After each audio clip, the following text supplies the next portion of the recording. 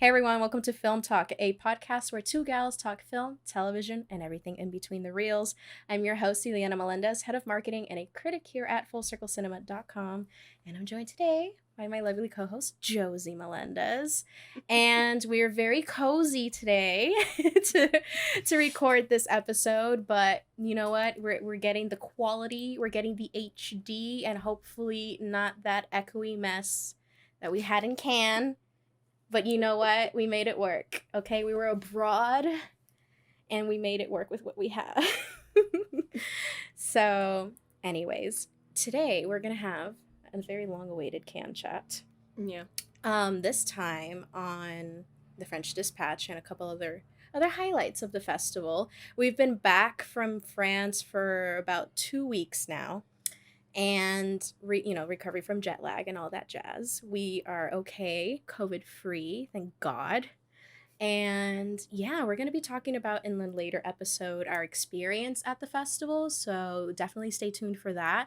We got a lot of really fun content in store for the children, the fans, for the children. So definitely stay tuned and subscribe to Full Circle Network, or subscribe to us Film Talk on Spotify, Apple Podcast, or wherever you're listening. So yeah, we're gonna talk about the Anderson effect. We're gonna start with one of the most coveted screenings of the festival, and that was Wes Anderson's The French Dispatch. It was a true centerpiece. It really was a centerpiece of the festival, both figuratively and literally, because it was right smack dab in the middle of the festival dates. And it was honestly a centerpiece film for a reason. Yeah. And I know people have been making fun of the fact. A lot of critics, including us, have been saying that it's a very Wes Anderson movie. We're not lying. It is what we say for a reason. We're not, some people made fun of it for too long. It is, in fact, one of the most We're not butthurt about it, by the way. You can pound on it, but there's a reason behind it, because people that are making fun of this statement have not seen the film. So here's the thing. It is one of the most Wes Anderson call the all poor. No! It is one of the most Wes Anderson films, and this is because he elevates his style to an extreme, because it is an anthology film. So there are different stories inserted in it. Each time you go through a story, it elevates his style even more. So basically he went ham on this film. He really went ham. It's like Wes Anderson, but on crack. Yeah. That's the very, very simple, straightforward way to say it. She obviously explained it a lot better than I just did, but you get it. It is Wes Anderson on crack, because like you said, you mentioned with each story, it's an anthology story, so there's 3 main stories in the film. And with each one, it gets more and more almost intense. Wacky, intense, overwhelming. Because he's known for his wacky settings and his quirkiness, and he elevates it each time with each story to the point where you know that Wes Anderson has his signature style and his signature details that make him stand out, and you can immediately point out that his film is in fact a film by him. So what he does is that he includes more of that each time. He elevates it, he heightens, and it comes to the point where even, for me, when I was watching it, I was like, the only thing missing to make this film even more Wes Anderson is animation. And there is animation. They really heard you. Because as soon as you're like, ooh, this, the cherry on top would be, oh, there it is. Yeah. So it's definitely, I would genuinely would say it's very fan service. Yeah. It is, yes, it's a self-proclaimed love letter to journalism, which it is. I cannot deny that. But it's also a love letter to Wes Anderson fans, low-key. Yeah. Because it's just taking, I would say, Wes Anderson tropes, if one could say. His style is so distinct, and it is everywhere here. Obviously, I get it. Oh, of course, it's everywhere. It's his movie. But there's experimentation at the same time. He sticks to his old tricks whilst also implementing new ones that are just leveling up. It's like a Daredevil sort of a deal. He's like the Evel Knievel of directors in this movie, because he's like, how can I make this even more insane? And he does it. And yeah, it's a little messy at times because of that. It costs him the film at times. But for anyone that doesn't know what the French Dispatch is about, Right. the staff of a European publication decides to publish a memorial edition highlighting the 3 best stories from the last decade: an artist sentenced to life imprisonment, student riots, and a kidnapping resolved by a chef. That's Wes Anderson and it's for you. very, I mean, they're not lying, but it's like, it is that, but it's also so much more, obviously. And this is, there's really no way to talk about it without sounding super pretentious. Mm-hmm. There's just truly no way. And, you know, on top of it's a Wes Anderson flick, we were very fortunate and privileged enough to go to an advanced press screening at the Festival de Cannes of the French Dispatch. And people kind of loved it. Like, yes, there was criticism afterwards, which was completely fair because there was one point around like the third act where I zoned out because so much was happening. It's an assault on the senses, and I don't say this lightly because there is a lot going on, and you're just trying to focus on so many things at the same time that you're hoping someone is going to guide you on what to focus on in the film or on the screen. And there is of course there is a central focus, but there comes a point where Wes Anderson just starts doing so much at the same time that you don't know where to look. Mm-hmm. I was trying to like pay attention because I like my subtitles, so I like to read them. Right. So I was paying attention to the subtitles and the screen, and it was just so much going on at the same time because again, it's that third story. Third story, yeah. If you guys haven't read it, I wrote a review. It's linked down below. The third story is definitely the messiest. It's the most preposterous, it's most absurd. And I think I also mentioned in the review that it might have been on purpose because of the situation, because of the context. So yeah, I get that.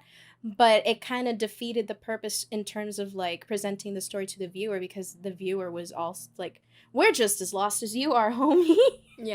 Yeah, so it gets very overwhelming, and definitely this is a movie that benefits from multiple watches, for sure. Yeah. Because you'll notice new things every time, because it's like details upon details upon details.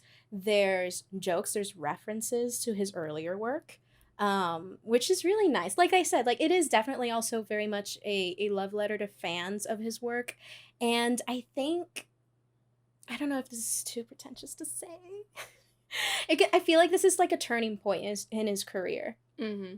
Like I feel like this is a movie that will set a launching pad for his future films, because I feel like this was like his training ground.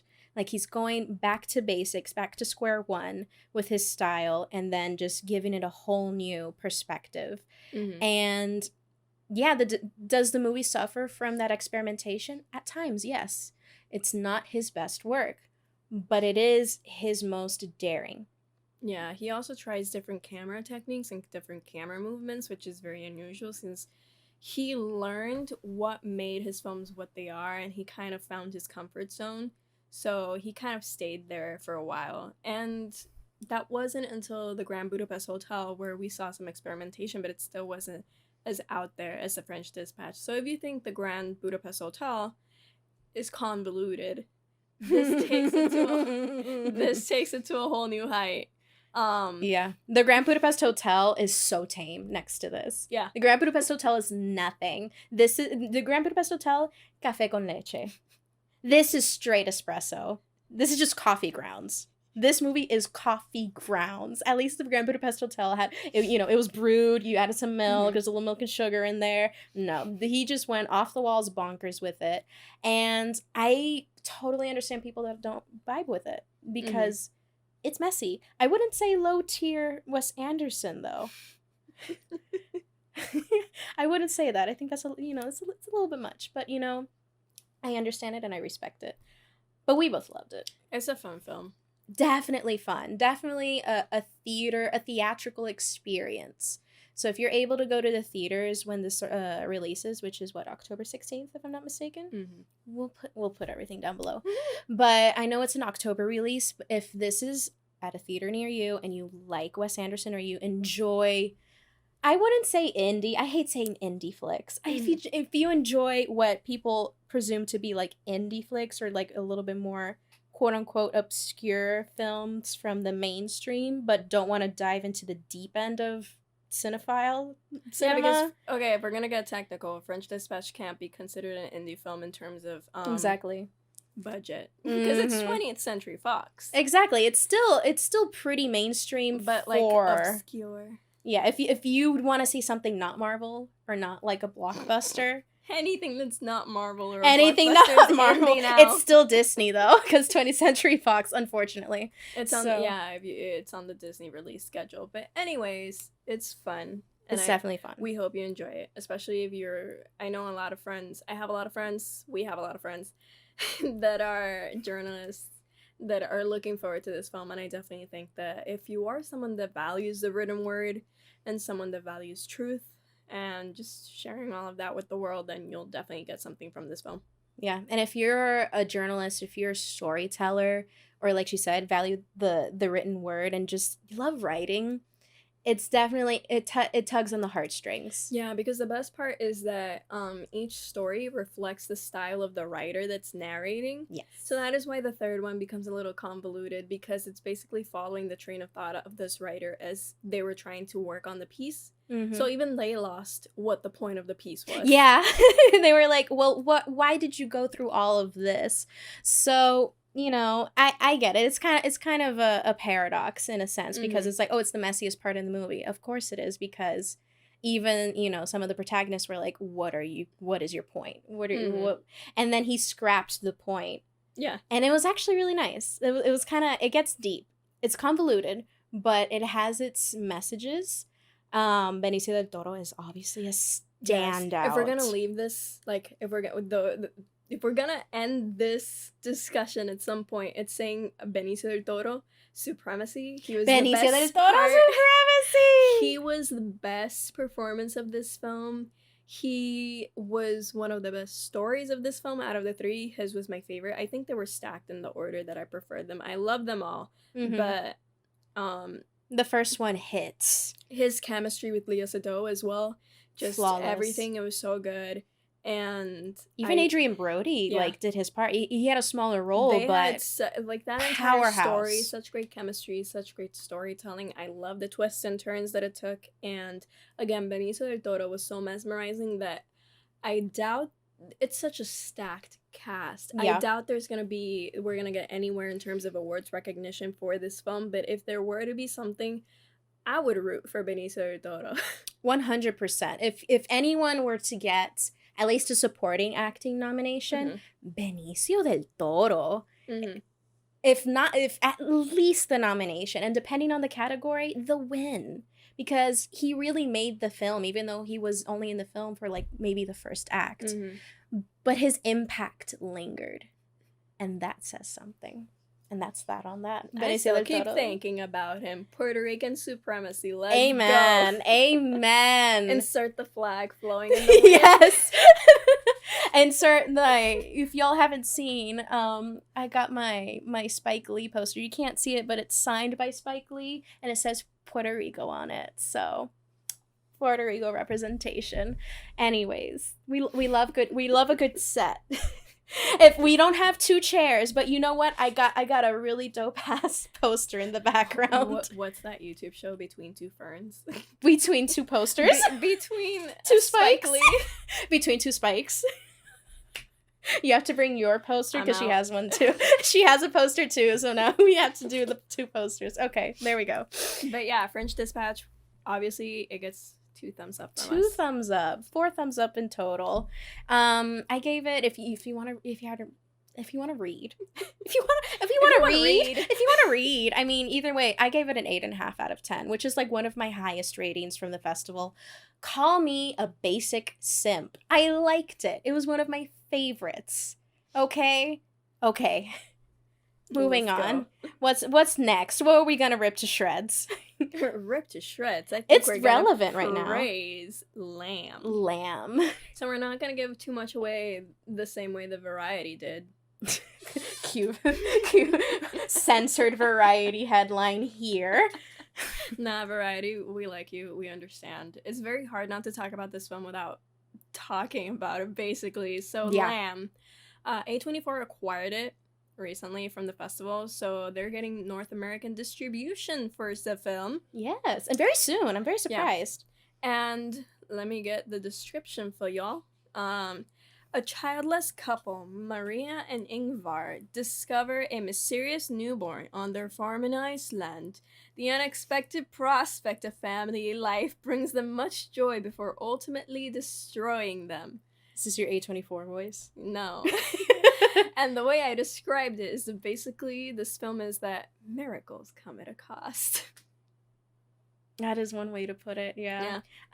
For those of you who have heard but not seen the trailer, low-key, I recommend avoiding the trailer. Don't watch the trailer. If you want to go in super, like, totally blind and just want to go in based off the poster and the synopsis, I feel like it improves your experience watching the film, because when we saw it, we didn't even know what it was about. We didn't even have the synopsis. Gonna happen. I just knew that A24 bought it, and I was like, add it to the schedule. I'm a simp for A24. Let's go. Let's go. So go we did, completely blind. And I think we were not the only ones who went in blind. That whole theater was packed. We were very fortunate enough to go. It was an Uncertain Regard, right? Yes. And it won one of the awards, I believe. It won a prize for originality, and original it is. Yes, it is. Oh boy! Without giving too much away, it's very much the synthesis of quiet horror. It is a horror film, but it's not jump scary. It's very subtle. It's as silent and calm as the Icelandic views. So basically, what Lamb does is that it builds in a suspense, and you're waiting for that resolution or to feel that relief, because usually you're building up to something and it doesn't happen until the very end. Yeah.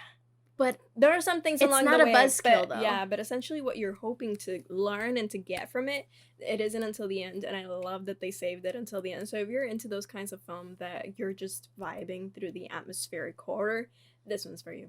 It is definitely, like, horror, but make it vibes. Mm-hmm. Make it cinematography, make it beautiful imagery, heavy symbolism, heavy-handed symbolism. Mm-hmm. Make it like not divine comedy, make it a tragic comedy, because it's also very funny.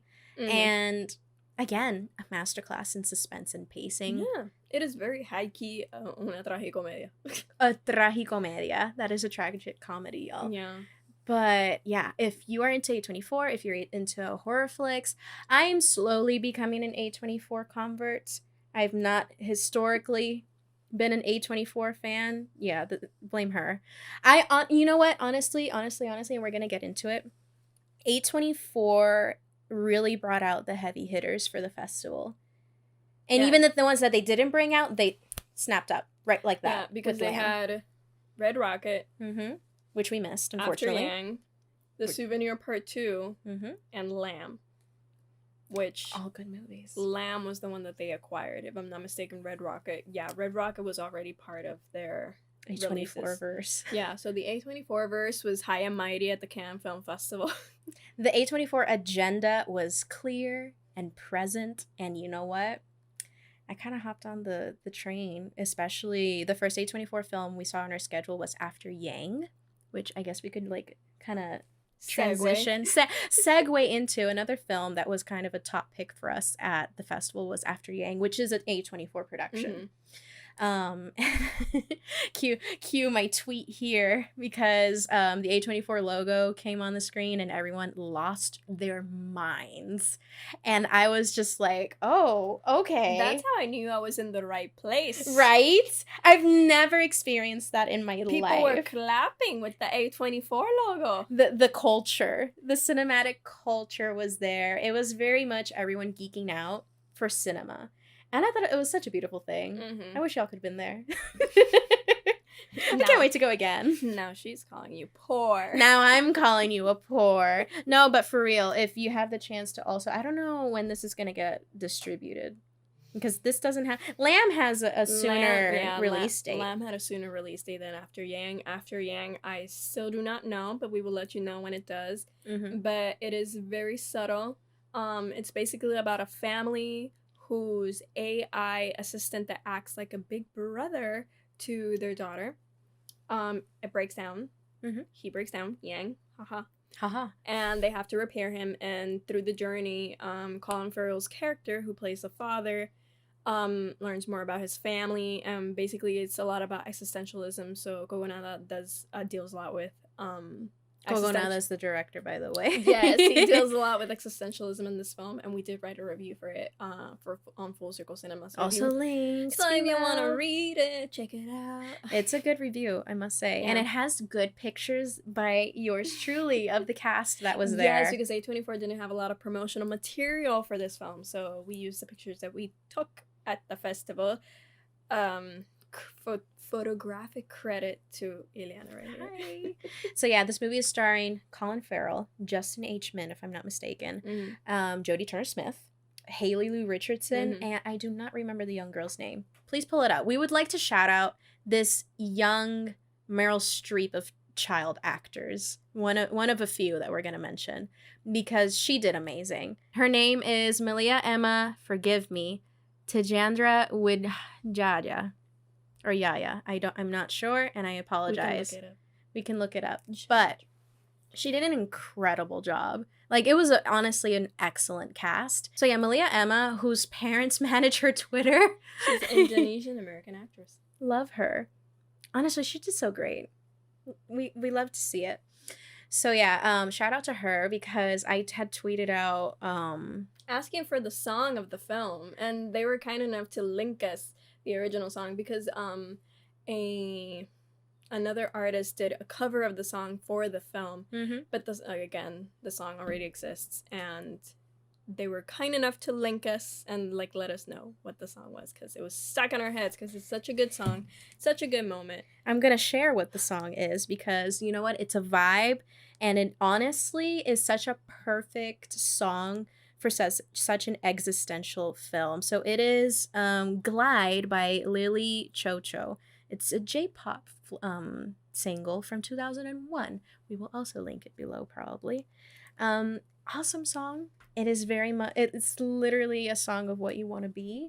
And not only is it an existential flick, subtle, kind of cyberpunky movie.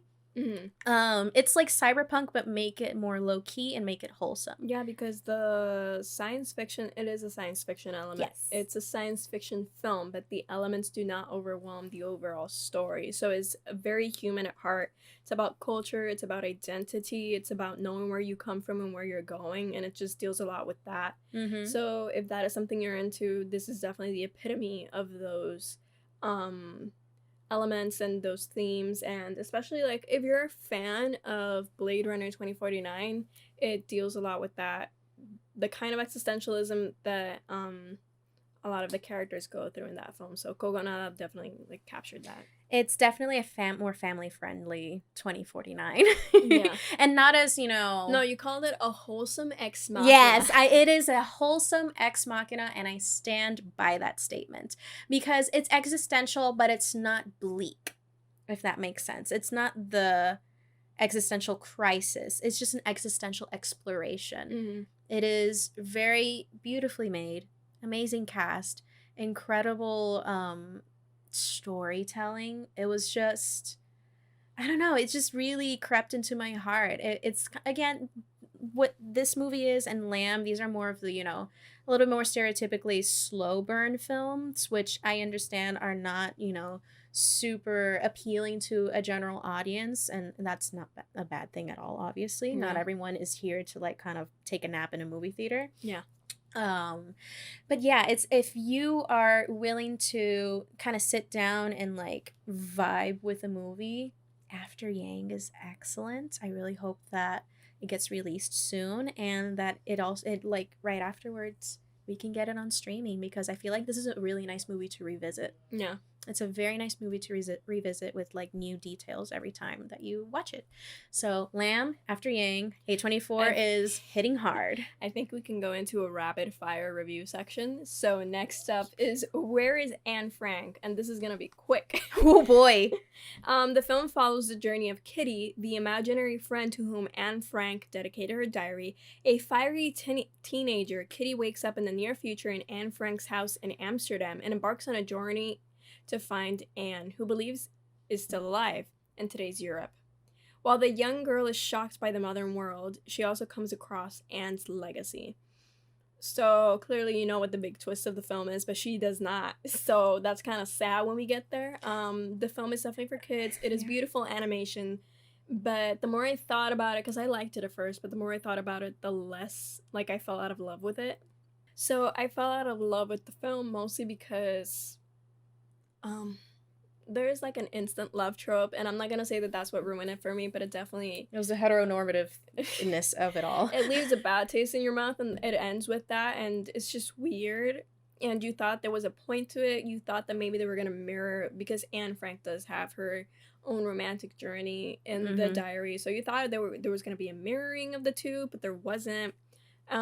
Essentially, the purpose of the film is to reflect what was happening then with what is happening now in Amsterdam and in Europe in general, with refugees and like immigration and everything, as well as what's happening in the United States, and that fascism is still very much ever present.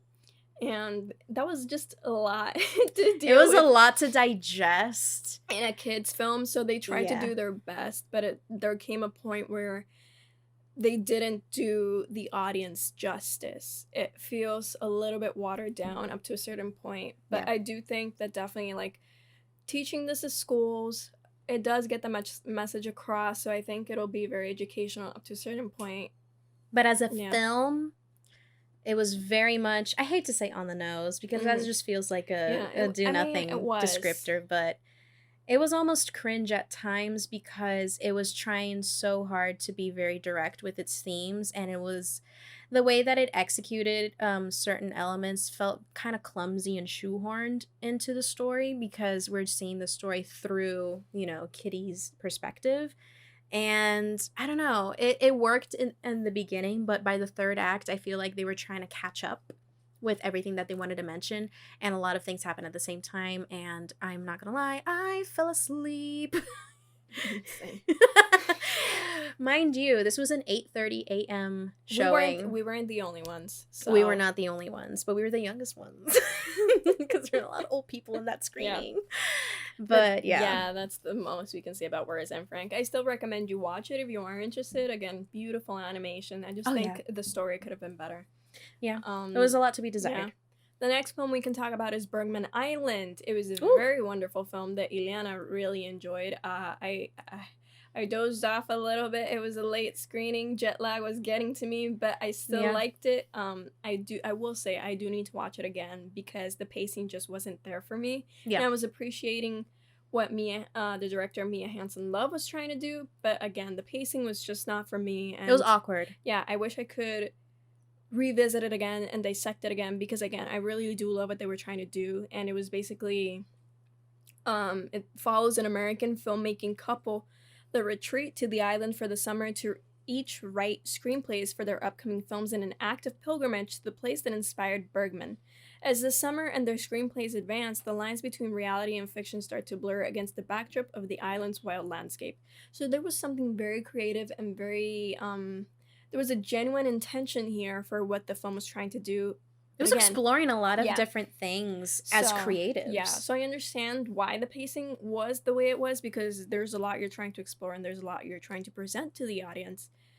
But again, it just staggered at times. So definitely a film that you need to, if you're genuinely interested, you might get it at first, but there's a lot to dissect here. So definitely it deserves 2 watch times. Yeah, definitely. 2 viewings. There we go. Yeah, it is definitely one of those films. I really enjoyed it because I really loved how they explored not only creatives at work and that creative process, especially with screenwriting and directing and all of that. And it also explored one's relationship to your, not muses, but your inspiration. So like when the protagonist is a big fan of Ingmar Bergman's work, as many of us are. But the more she learned about the man himself, the less she actually liked and agreed with him. Mm-hmm. So it was that, would dichotomy be the correct term? So it was that dichotomy between, is very much a don't meet your heroes or don't even learn about your heroes, because she loved their art, but she did not like them or agree with them. Yeah, the film definitely explores that whole notion that at one point or another, people will disappoint you. Yeah. Even your heroes. Yeah, So, because it also explored the disappointment that they felt between each other as a couple. yes. And especially when it came to the creative process and the secrets they were keeping from each other. And then I will say, again, I was really liking it, but the pacing, it was just the pacing for me. It was weird. If you listen to Film Posers, I am resident pacing connoisseur. So that was my main thing. And also, I really like the second storyline, but I do think it came in a little late. So I need to watch this film again to appreciate it more. But I do like what Mia Hansen-Løve was trying to do. Oh yeah, like definitely her direction and the cinematography. It was beautiful direction. It was a beautiful film. Like definitely like, I just love the female gaze. I just really love when women direct. I'm just saying, like, some of the best films, except for like After Yang Lamb and French Dispatch, like the best movies were directed by women from that festival. Yeah. And I mean, the first woman ever won the Palme d'Or, which is a great segue. So, but quick conclusion to Bergman Island, my bad. So yeah, Bergman Island, very much slow burn, very another slow burn, but it's beautiful, and it is definitely, if you're a creative and you like it, it's not so much an Ingmar Bergman love story. It's just definitely it's an appreciation and analysis and criticism all at the same time. Yeah. And that's, those are its pros and its cons at the same time. So be forewarned, it's not perfect, but it's great. So next film is the Palme d'Or winner, Whee! TITANE, or however you would like to pronounce it. I started calling it TITANE, and it's kind of hard to break out of that. So TITANE, by Juliette Ducournau. And what is the synopsis? I would love to know. Following a series of unexplained crimes, a former firefighter is reunited with his son who has been missing for 10 years, and let's leave it at that. That is such an oversimplification of events. Yeah. So, I love how it says that resident Oscar expert gave it 4.5, and of course he did. We see you, Cole. We saw this film with Cole and with David Cuevas. David Cuevas. We're gonna pronounce your name like in Spanish. And so we saw this film because David and Cole were like, you guys should definitely see this name drop wasn't for no reason. Exactly. They convinced us to watch this film because it was the last film we would see because we were leaving the next day. Yeah. So nothing. David, thanks for making us watch this film because I won the Palme d'Or, and it's the first time a woman wins the Palme d'Or without having a male co-director. So she is the sole winner of the award. She doesn't have to share it with anyone. Absolutely. In 74 freaking years, the first, like, independent woman to win it. First Black jury president.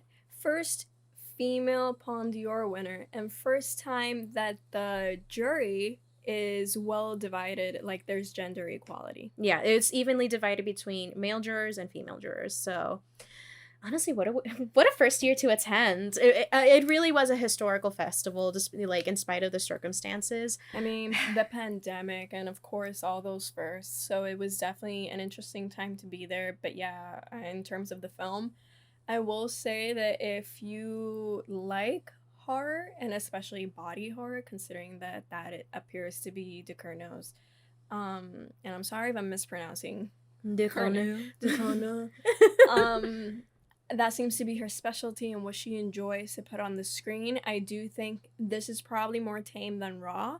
Probably. Because it does not deal with cannibalism, and we know how queasy people can be, but I can say that TITANE does have its moments. I was definitely covering my ears a couple of times. We were just like, there is, so she plays a lot, which is very familiar. It's used a lot in horror, where there is a sensory overload in terms of... the sense of hearing. So the audio is sometimes boosted up, and emphasize when something horrible is happening, when something gets stabbed, and when discussing things that are happening. You hear that even more than anything else. So Yes. I covered my ears at times and made the experience very enjoyable. Yeah. Because there is a lot that happens. There is a lot of mutilation of the body. There is a lot of violence that, at first sight, is very jarring. And it's very surprising that this film made it into the festival, because our friend David Cuevas also pointed out that it's one of the first times that a horror film is given a centerpiece place alongside The French Dispatch. Because it premiered, the night after The French Dispatch? So that was really surprising. So we saw it and definitely saw, this is very, like, if there were ever a horror movie to enter Cannes, not only enter Cannes and then, like, win the Palme d'Or, it would have been this one. Yeah, for sure. It's very French. Yeah, and there is so much that it's trying to say, and don't go out of your way trying to dissect this film, because I think you will not do this justice, because there is a lot that she's trying to say. At the same time, probably not trying to say anything specific. Maybe she was just feeling the vibes, but there is definitely a lot to dig in and take from this film. So if you are into, like, films that explore gender, body dysmorphia, sexuality, violence, again, between genders, and even found family, found family. Yeah. It is surprisingly wholesome, and sometimes the character, I found myself questioning myself, because some of the things that she did were oddly empowering, even though she is not someone you want to root for. But in the end, you're questioning yourself, because you find yourself kind of rooting for her and for this found family. So it is a wild ride. That's all I'm gonna say, and that's a very good If pun. you didn't like the Joker, but you wanted to like the Joker, this is the movie for you. This is absolutely the movie for you. Because if you're like, this is not what I wanted after seeing the Joker, this is the film for you. And if you loved the Joker, this is the movie for you. This is the movie that will tell you the Joker is trash next to this. Yeah. And we're not gonna spoil anything else. We see Variety. Yeah, Variety is really going off on spoiling some of these things, which, like, I get some people don't care for spoilers, but hey, it's okay, Variety, you're doing your best. Yeah. But, we can leave TITANE with Ka-chow. Ka-chow. It's a Ford. It's a Ford. This will age super well. So yeah, it is a French film. Distribution on it to be determined. Really hope it gets a limited release, especially like some kind of North American distribution. If not, hey, Neon. Streamers. Neon picked it up? Yeah. There's already a release date. I will add it here, but there is a release date. She will text me to add it here. October. It is releasing in October. October is stacked. So Lamb, French Dispatch. Be on the lookout. And TITANE. To get TITANE. The TITANE effect. TITANE is definitely one of those movies that you have to at least see once to get it, because it can be kind of overwhelming at times, but it's not in the sense that, like, a French Dispatch was overwhelming. This is just, like, it's not that so many things are happening at the same time. It's, like, the subject matter is heavy. It's very heavy, so it's definitely, if you're looking for, like, low-grade horror where you're just gonna get a bit of gore and that's it. No, there's a lot to dissect here. Again, it is a wild ride. Yes, sir. Pun intended. Ooh, and with that, we shall segue into one of our lighter reviews. We've switched sides. Yes. Nothing to worry about. Don't worry about it. So now we're gonna go into something a lot lighter than TITANE or Titan, and it is called Mothering Sunday. Mothering Sunday, innit? So Mothering Sunday, directed by Eva Husson. She's French, actually. She's French. Eva Husson. Set over a day in 1924, the story follows Jane Fairchild, a maid in the Neiman household, and I'm gonna leave it at that, because it is, if you go into Letterboxd, that is a long-ass synopsis. It is a long-ass synopsis. This isn't a log line. This is a summary, and I'm not gonna read it, because no. So right. It is very slice of life. It's very female gaze. It is sensual cinema at its finest. Yes, sir. Eva Husson. Eva Husson. Just a masterclass in gentle sensuality and just lovely cinematography, and also for all those, like, I see you. I'm not gonna say names, but for a certain director that was talking about sensual cinema and then was talking about people being Being prudes. yeah. It's no. Absolutely not. For context. We appreciate is a human body, so it's not about that. Like, we appreciate sexuality when it is done correctly and for the right reasons, because sometimes people mistake showing sexuality in its most natural form as, again, being natural, when in reality you're just being exploitative. Yeah, exploitative of the female body specifically, when really intimacy should serve to forward and progress your story instead of just being for spectacle. So I'm just gonna leave it at that. Benedetta. Context. We saw that, male gaze softcore porn that was called a movie right before Mothering Sunday, and it was such a wonder. Like, Mothering Sunday is such a beautiful palate cleanser, because we went from the male gaze in sensual or sexual cinema, and not only that, let's be direct, sex scenes by a man, sex scenes directed by a woman, two completely different things. Yeah. The characters are still performing the act of sex. There's still intercourse, but the way that it is treated, not only visually but in terms of like storytelling, completely different planets. And one is just completely exploitative. There was no narrative reason for it most of the time. Sometimes it was, but it really just barely hanging on by a narrative string to justify these scenes in Benedetta. Whereas in Mothering Sunday is also like based on a novel of the same name, and it very much pacing wise feels like a novel come to life. Yeah, which is good and kind of boring for the regular moviegoer. It suffered the same fate as Bergman Island. Pacing could have been better, but again, we understand what the director was trying to do, what the vision was. It was enjoyable, it was delightful, and again, it was kind of awkward because Josh O'Connor was sitting like 2 rows across from us, and he has a lot of full frontal scenes, and at times I could feel his presence in the room. So we're all in this theater. He's like 2 rows down, and it's just like five or six full frontal nude scenes, and it's just but yeah, female gaze. Yeah, the female gaze was there. It was not perverted in any way. That's the word. That's the word. That is the word. Whereas, and I'm not saying don't call me, man hater.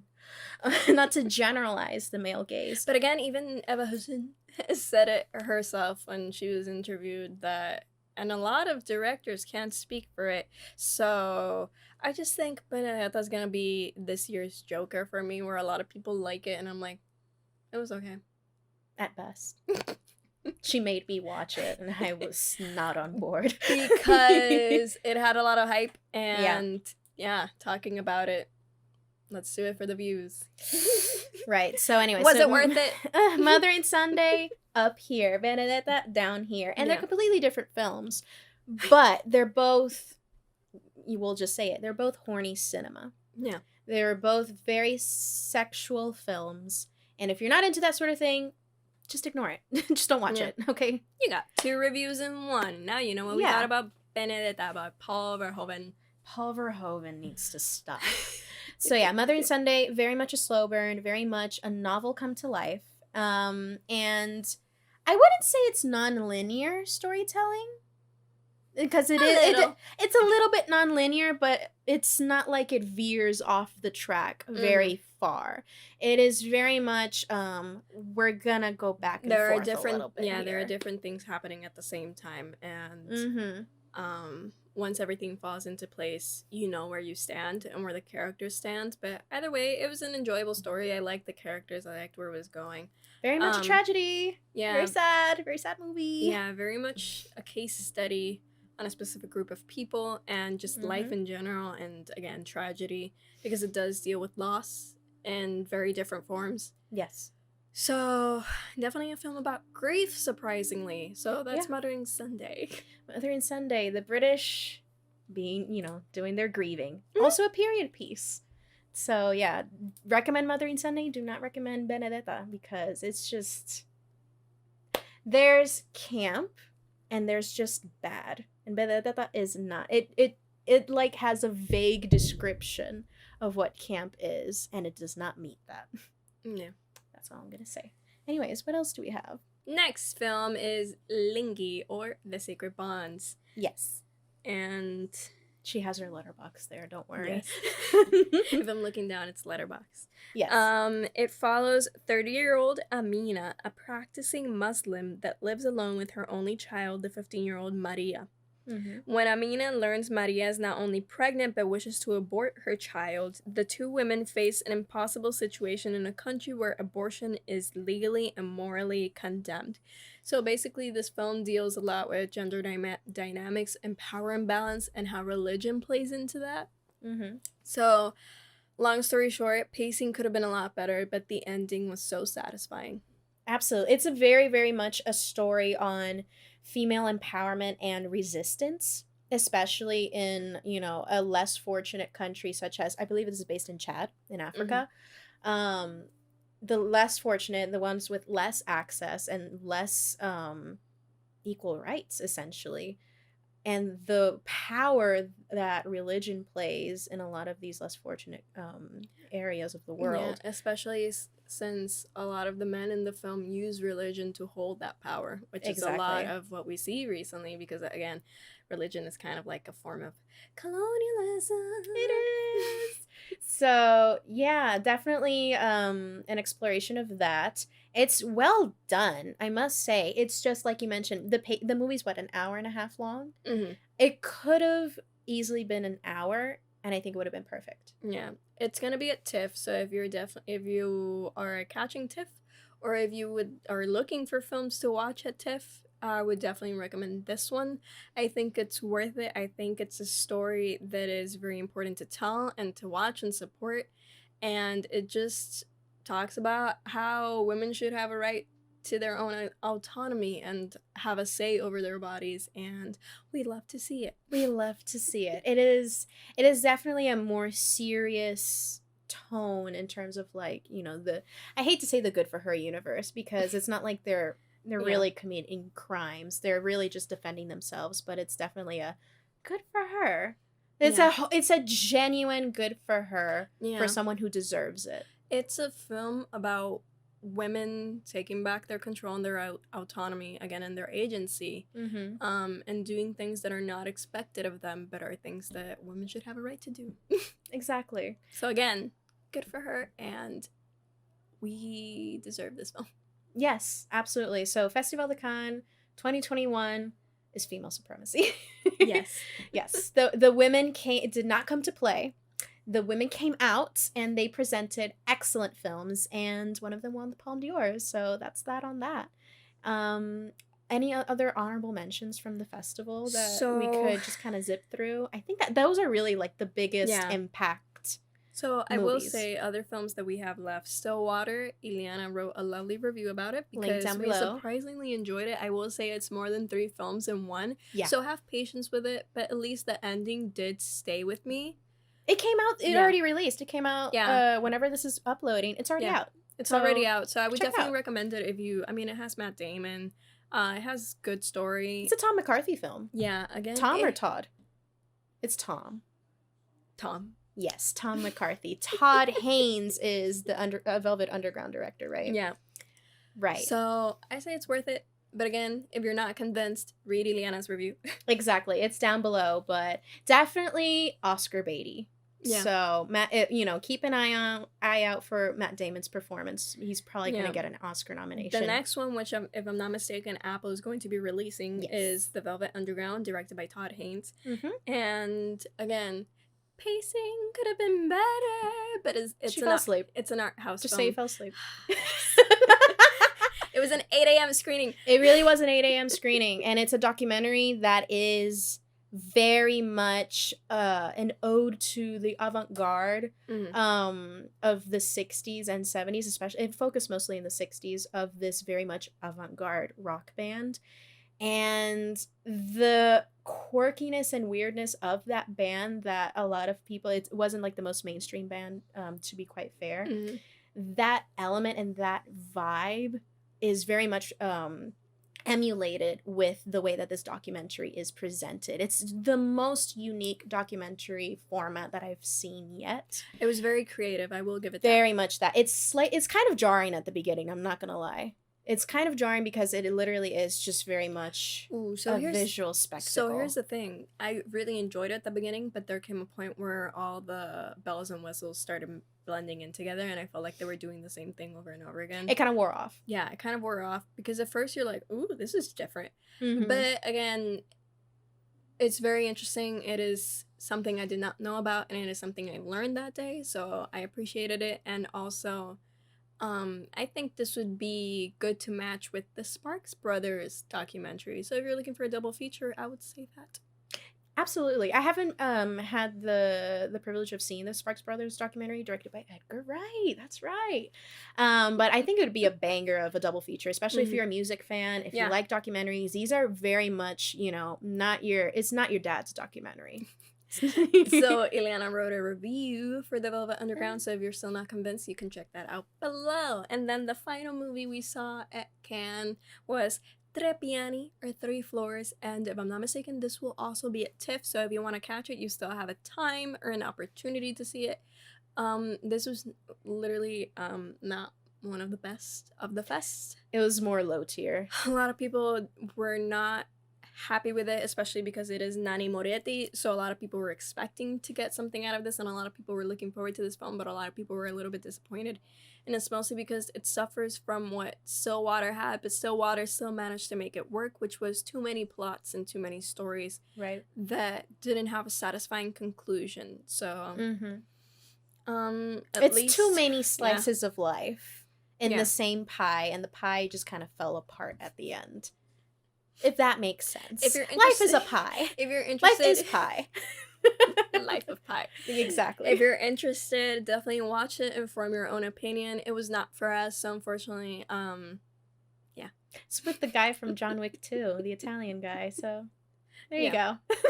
That's the best I could give.